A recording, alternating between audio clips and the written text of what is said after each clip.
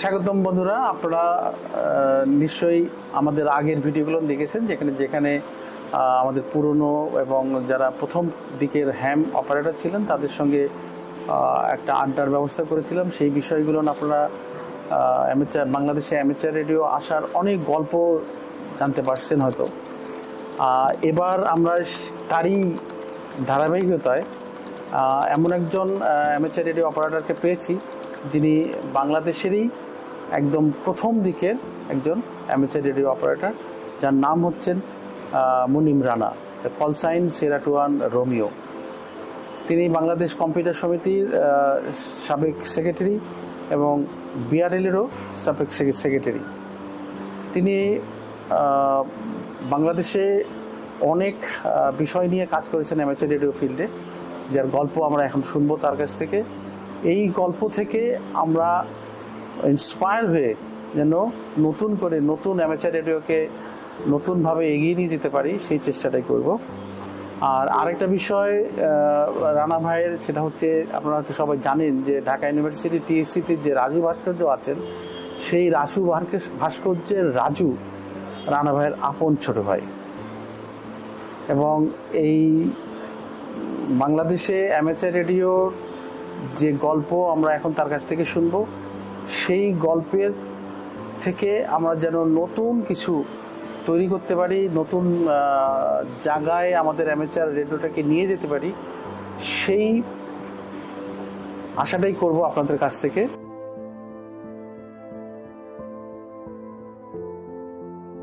ধন্যবাদ রানা ভাই, আপনি আমাদের এই অ্যামেচার রেডিওর আড্ডার যে ধারাবাহিকতা চলছে সেখানে যুক্ত হওয়ার জন্য। আমরা আপনার কাছ থেকে শুনতে চাই আপনার অ্যামেচার আসার গল্প এবং এখানে কি কি অভিজ্ঞতা আপনি নিয়েছেন সেটা আমাদের কাছে শেয়ার করবেন। অ্যামেচার রেডিওর যে এরিনাটা আছে বাংলাদেশের, সেটা কিভাবে যুক্ত হলেন, এটা যদি একটু সংক্ষিপ্তভাবে বলেন। ওকে, এটা একটা আমার এই জিনিসটা বলতে গেলে আসলে আমাদের কান্ট্রির ডেভেলপমেন্টগুলো চলে আসে। আমি হচ্ছে আমার জন্ম যুদ্ধের আগে, সো যুদ্ধটা দেখি। আমার কত 9 বছর বয়স তখন যুদ্ধের। তো তখন যুদ্ধের ঠিক পরপর আমরা শেরে বাংলা নগরে সেকেন্ড ক্যাপিটাল বলা হতো, এটা ফার্স্ট ক্যাপিটাল ছিল পাকিস্তানের, সেকেন্ড ক্যাপিটাল এটা। তো সেকেন্ড ক্যাপিটালে এখন যে নির্বাচন কমিশনের বিল্ডিংগুলো, লাল বিল্ডিং, ওখানে আমরা থাকতাম। That was A gazetted officers hostel. তা আমার বাবা আব অফিসে কাজ করতেন। আব অফিসটা আরেকটা আব অফিস ছিল, দেখছো কিনা তোমরা জানি না, ওইখানে একটা ছিল আগে, হ্যাঁ, যেটা এখন ওই মেলা হয় ওই জায়গাটায়। সো ওইটার কাছে আমার বাসাটা ছিল। তো জিনিসটা হচ্ছে কিভাবে আসছে জানি না, বাট এখন আমি চিন্তা করি হোয়াই মানে আমার লাইফের বড় অংশই হ্যামের পিছিয়ে চলে গেল। এটা কি করে যুক্ত হলেন? তো আব্বা কাজ করতেন আবহাওয়া অফিসে। তো আব্বার রুমের পাশে আমি তখন খুব ছোট বলতে ক্লাস 4। এর আগের থেকে আমরা চিটাগাঙে ছিলাম আবহাওয়া অফিস কোয়ার্টারে, তখন থেকেও ছিল। বাট এইখানে মানে স্মরণকালের যেটা হচ্ছে, তো ওই আবহাওয়া অফিসে কয়েকটা জিনিস ছিল। একটা হচ্ছে বেলুন উঠতো, প্রত্যেক 2 ঘন্টা পর পর ছোট একটা বেলুন উঠতো, আর প্রতিদিন সকালে একটা বড় বেলুন উঠতো, যেটা আমি ধরে রাখলে আমাকে সহ উড়ায় নিয়ে যাবে। সো আব্বা আমাকে একলা ধরতো না, ওইটা দড়ি দিয়ে বান্ধা থাকলে ধরতে দিত, আদারওয়াইজ আমি সহ চলে যেতাম। আর সাইক্লোন বা এগুলো কিছু আসলে বেলুন পরপর অনেক উঠতো। বড় বেলুনগুলোর মধ্যে ছোট একটা ট্রান্সমিটার থাকতো, যেটা একটা কাঁটা ছিল, এরকম করে ঘুরতো, ওটা ছিল প্রেশার। আরেকটা ছিল উইন্ডের ডিরেকশন, কোন দিক থেকে আসতেছে। আরেকটা কি ছিল জানি না। 3টা জিনিস বেলুনের, সাদা রঙের একটা ছিল, একটা অ্যান্টেনা ছিল, বেলুনের পিছনে বেঁধে দিত, ওইটা উড়ে যেত। আমার স্পষ্ট মনে আছে বেলুনের ওইখানে লেখা ছিল, this is a government property, if you find it return this এগুলা। সো ওই যে উঠতো, আর নিচে বসে যে ওইখান থেকে সিগন্যাল আসতো। সিগন্যালটা আসতো কিভাবে জানো? মোর্স কোড, হ্যাঁ, টিনি টিনি টিনি। আর নিচে বসে শুনতাম, এবং শোনার জন্য ছিল এয়ারপোর্টে অ্যান্টি এয়ারক্রাফট গান লাঞ্চ করে, দেখছো কি, গুলি করে, এরকম একটা ট্যাঙ্কের সমান একটা স্টেশন ছিল, ওটার উপরে যা বসতে হতো একটা সিটে, এরকম ঘুরাইলে, আর ওটা এরকম একটা অ্যান্টেনা ছিল, ডিশ বিশাল, হ্যাঁ ঘুরতো, ওইটা ঘুরতো, অ্যান্টেনাটা ঘুরতো, বেলুন কোন দিকে যাচ্ছে ওটা ঘুরতেছে। আমার মনে হয় দ্যাট ইজ মাই মাথার ভিতরে ওইটা ঢুকে ফার্স্ট। আর আরেকটা ছিল টেলিপ্রিন্টারে, বিভিন্ন দেশের থেকে, বিশেষ করে আশেপাশের কান্ট্রিগুলো থেকে টেলিপ্রিন্টারে, এই যে তখন টেলিপ্রিন্টার বলতে কাগজ রেল ঘুরতো, ফোটা ফোটা ফোটা ফোটা ফোটা ফোটা থাকে, ওইটাতে সিগনাল আসতো, আমি যা দাঁড়ায় থাকতাম ঘন্টার পর ঘন্টা। তো একসময় আমি রিড করতে পারতাম ফুটোগুলোতে কি মেসেজ আসতেছে। মানে কি ফুটোর সাইজ? না, ফুটোর ছিল, ওইটা দেখলে, প্যাটার্ন দেখলে বোঝা যেত which is 1, which is 2, which is alpha beta, almost Morse কোডের মতো। ওইটা দেখলে আমি আই ক্যান রিড। এখনকার জেনারেশন এটা জানে কিন্তু। সো আমার মনে হয় দ্যাট ইজ দ্য ফার্স্ট। তো যখন 5-এ উঠি তখনকার সোশিও ইকোনমিক বুঝতে হবে। বাংলাদেশ মাত্র স্বাধীন হচ্ছে, there is nothing, no law order, no money। আমার বাবারও বেতন হয়তো ছিল না, কেমন করে বেঁচে গেছে জানি না। আমরা মানে ভাত হয়তো পেতাম না, রুটি পেতাম, তাও রেশনের লাইন দিয়ে আসতো। তো ফ্রি মানি বলতে কিছু ছিল না। তো আমরা ছোট, আমরা তো খেলনা, মানে খেলবো, তো খেলার জন্য কি ছিল আমাদের তখন, গোলাগুলির বারুদ যেগুলো ছিল এয়ারপোর্টে, ওইসব বারুদ টারুদ দিয়ে খেলতাম, একসাথে থেকে আরেকসাথে উঠাতাম, এবং আমার গুলিগুলো খুলতে পারতাম, অ্যান্টি এয়ারক্রাফট এগুলো খুলে ওটার মধ্যে লেয়ারে যে বারুদ থাকতো ওগুলো আমরা সেমাই নুডলস এইভাবে নাম দিয়ে ওগুলো আমরা জ্বালাতাম, খেলতাম। সো দোজ আর আমাদের প্লেইং। বাট আমার একটা জিনিস হলো যে তখন আমাদের বাসায় রেডিও ছিল না। আচ্ছা, রেডিও ছিল না। আমাদের আরেকটা ফ্রেন্ড আছে,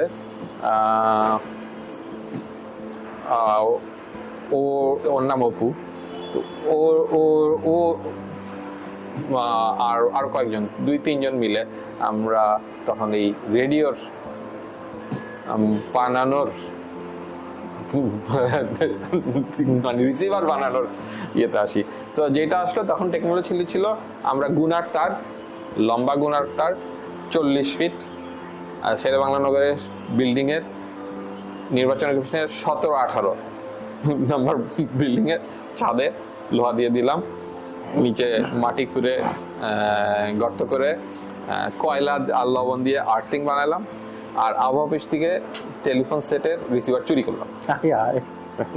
সো চুরি করে একটা ক্রিস্টাল দিয়ে দিলে কানে শোনায়, রিসিভার কানে শুনে দিলে, তো ওইটা দিয়ে একটা আর্থিং আর অ্যান্টেনা দিয়ে একটা ক্রিস্টাল দিলে, ক্রিস্টাল হচ্ছে কোন ফ্রিকোয়েন্সি দিয়ে যাবে দিলে রেডিও ট্রেন হয়ে যেত। সো আমাদের বাসায় রেডিও চলে আসলো। রেডিও বলতে কি যে ডোমেস্টিক রেডিও? রাইট।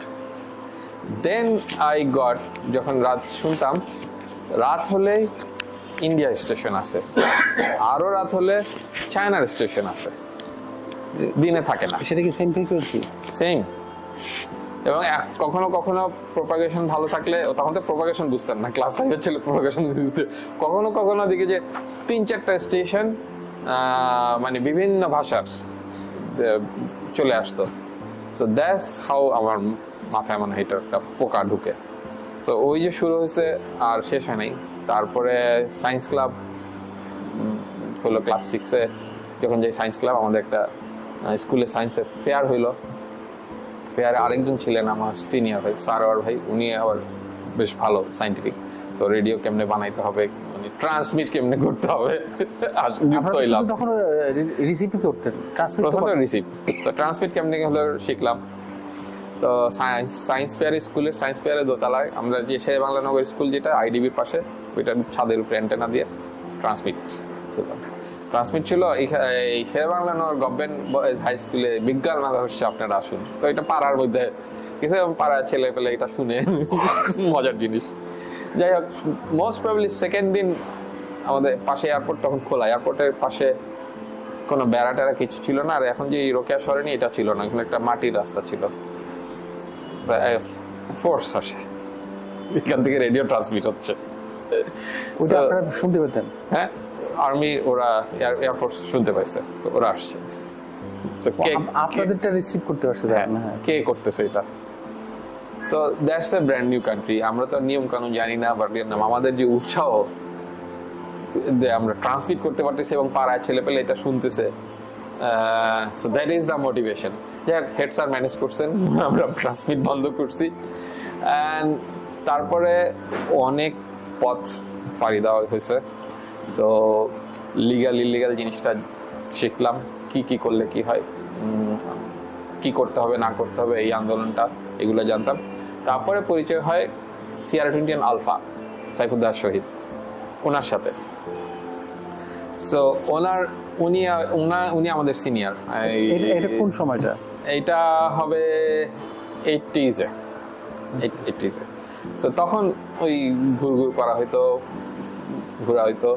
আর হচ্ছে আরেকটা জিনিস করতাম, সায়েন্স ক্লাব করতাম বলে অনেক প্রজেক্ট করে বেড়াইতাম। সো তখন আমরা স্কুলে পড়ি, তো ডক্টর শামসুর আলী, এয়ার খান, এইসব লোকজনের সাথে আমাদের ইন্টারাকশন।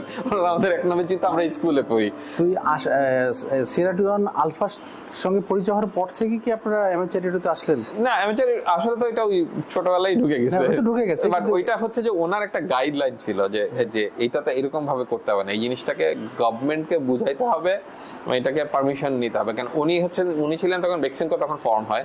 তো বেক্সিমকোর পার্টের যে ডিভিশনটা ডান্ডিতে থাকতেন ইংল্যান্ডে। সো উনি ওইখানকার লাইসেন্স, ইংল্যান্ডের লাইসেন্স ছিল ওনার।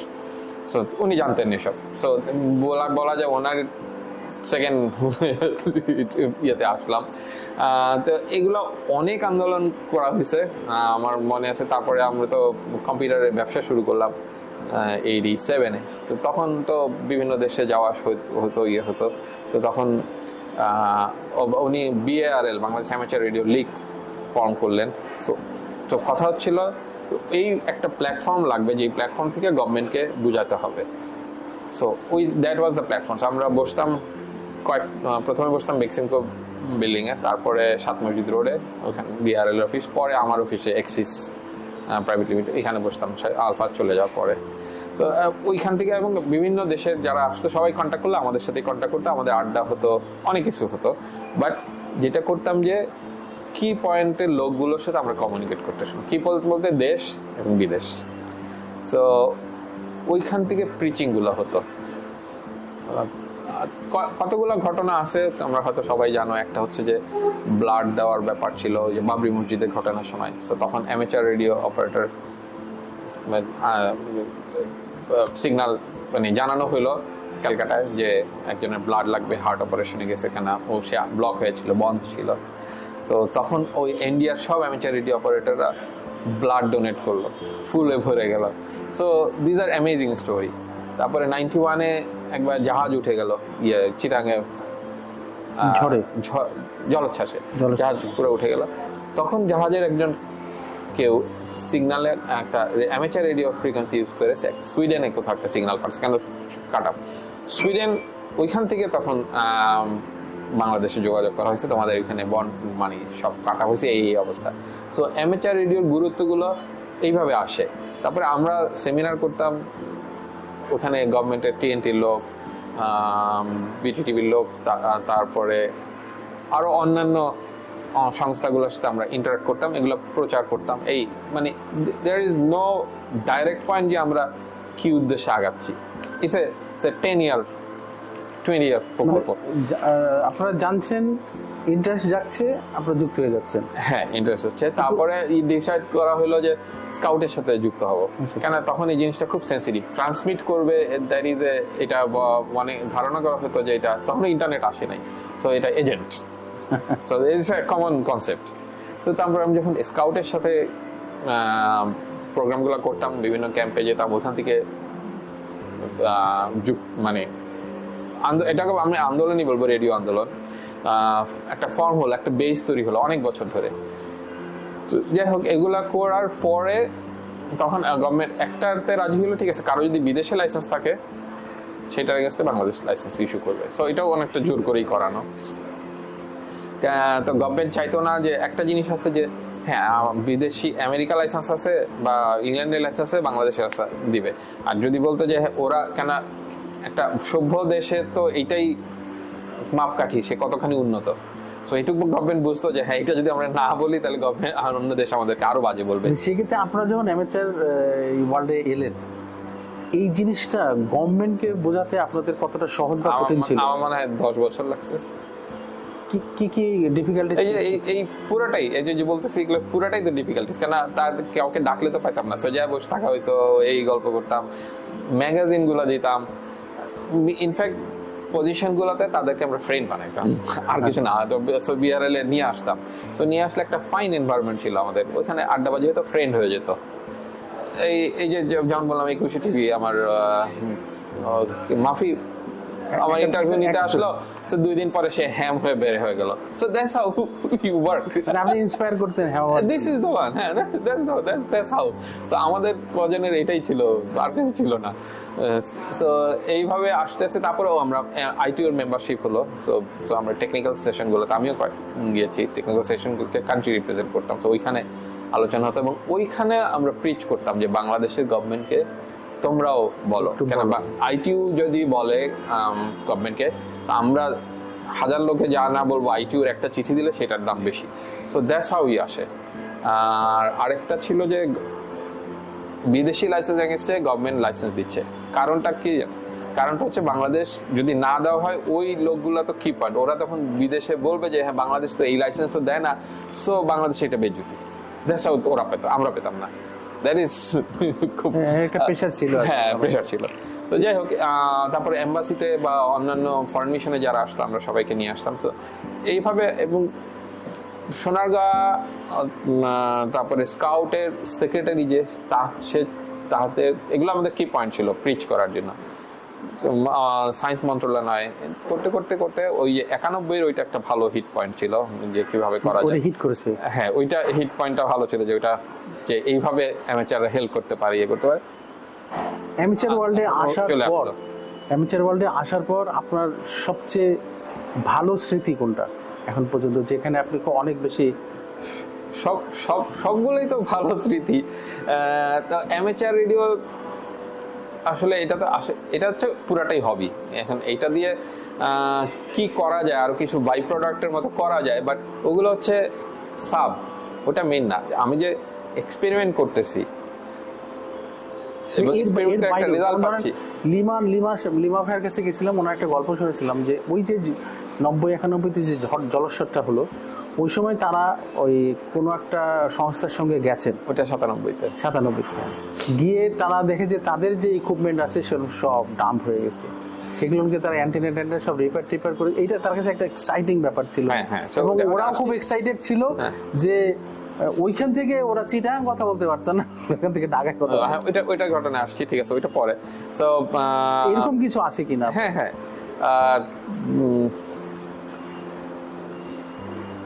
অনেক স্মৃতি মনে পড়ছে। হ্যাঁ, আসলে অনেক স্মৃতি। তো আমি দুটা উল্লেখ করি বাংলাদেশের প্রেক্ষিতে, যেটা একটা বাংলাদেশে, একটা আমেরিকা গিয়েও আমি লাইসেন্স নেই। সো আমি 2000-এ যাই এবং বাংলাদেশের মধ্যে আমি প্রথম লাইসেন্স হোল্ডার। পরে আলফা ছিলেন, ওনাকে পুশ করে রেডিও দিয়ে ওনাকেও লাইসেন্স দেওয়া। লাইসেন্সের ক্ষেত্রে ওই দুই দেশের লাইসেন্স পাওয়ার ক্ষেত্রে যে সুবিধা অসুবিধা, ওইটা আসছি, আমি শেষ করি। ওটা হচ্ছে রেসিপ্রোকালে আমি যখন জেনারেল সেক্রেটারি ছিলাম তখন এটা ইনিশিয়েট করা হয়েছিল। পরে চলে যাওয়ার পরে আর এখান থেকে ফিডব্যাকটা দেওয়া হয়নি, এবং আমরা অনেক চেষ্টা করছি বাইরের থেকে। যখন আমি আমেরিকা যাই, যে দে ওয়ার এগ্রি, কিন্তু বাংলাদেশ থেকে কাউকে যে লিখতে হবে সেইটা যায়নি। তো ততদিনে বাংলাদেশের বলা যায় যে একটা পলিটিক্স ঢুকে গেছে।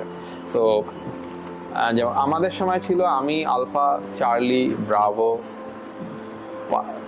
লিমা পরে আসছে, তো ডেল্টা, লিমা এরা দুজন পরে আসছে। আলফা মাইক খুব ভালো হ্যাম অপারেটর, এবং ওর হার্টে হ্যামটা বলা যায়, হ্যাঁ, লাইক দ্যাট। এখন আমি বলবো বাংলাদেশের প্রেক্ষিতে Alpha Mike is the most experienced এই মুহূর্তে এখানে আছে। আমি তো আর নেই। ঘটনার কথা যেটা বলতেছিল, স্টোরিটা ছিল 97-তে, চিটাং এর ওদিকে সিগন্যাল আসতেছে না। আমি তখন আমি আমার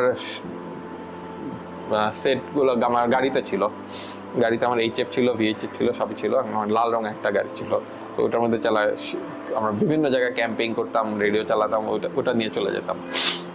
তো ওটা ছিল শুক্রবার। শুক্রবারে তো সাইক্লোনের সিগন্যাল আসছে 8 নাম্বার পর্যন্ত উঠছে। যখন 8 নাম্বার উঠছে আমি যাচ্ছিলাম যে শুক্রবার নামাজ পড়তে। তার এর মধ্যে তখন আমাদের একটা রিপিটার ছিল বেক্সিমকো বিল্ডিং এর ছাদে, বেল টাওয়ারের ছাদে। তো ওইটা খুব ইউজফুল ছিল। তো আমরা রিপিটারে কথা বলতেছি, এর মধ্যে আমি আলফামেক ডেল্টা আর কোথায় কে ছিল, সিয়ারা সোহেল, ও এখন আমেরিকায়। তো আমরা হঠাৎ ডিসাইড করলাম this is the moment, we should help. So কেননা সিগন্যালটা 8 থেকে 10 নম্বরে আপডাউন করছে, 10-এ যাবে। So this is help. So এটা ছিল ঠিক নামাজের আগে 1 ঘন্টা। আমি আর নামাজে হয়নি, হয়তো 1 থেকে 1.5 ঘন্টার মধ্যে we communicate to every party, we decided we will be going to the eye point of cyclone. এবং সাইক্লোনের আই পয়েন্ট কোথায় বাবা অফিসও জানে না, আমরাও জানি না। আপনারা রওনা করলেন? আমরা 2-3টা এমও সাইন করলাম। ডেল্টার সাথে রেড ক্রসের ভালো খাতির ছিল, সো রেড ক্রিসেন্টে গেলাম। রেড ক্রিসেন্টের সাথে আমি বিআরএল এর হয়ে এগ্রি করলাম। আলফা ছিলেন ব্যান্ডে, তারপরে আলফা মাইকের সাথে কেয়ারের ভালো সম্পর্ক ছিল, কেয়ারের সাথে ও করলো। লিমা লিমাও যোগ দিল। লিমা তখন বিটি টিভির ক্যামেরা, বিটি টিভি ক্যামেরাম্যান ছিলেন। সো আমাদের 3টা গাড়ি, আমি উঠলাম রেড ক্রসের সাথে, আলফা মাইক গেল কেয়ারের সাথে, আমার এরকম 3টা গাড়ি, আরেকটা ডেল্টা ছিল আরেকটা গাড়িতে। সো 3টা গাড়িতে আমাদের যা ইকুইপমেন্ট সব নিয়ে আসলাম, বাসা থেকে নিয়ে ওখানে বসা নিলাম। সো আমি আরেকটা ইমেল সাইন করি রেড ক্রসের সাথে, disaster management bureau, red cross disaster management bureau এর মাঝখানে আমি থাকবো। সো ওই এগ্রিমেন্টটা আমরা মানে মুখে করে জাস্ট কাগজ পাঠায়। দ্যাট ইজ দ্য মোমেন্ট, মানে that's how it should work.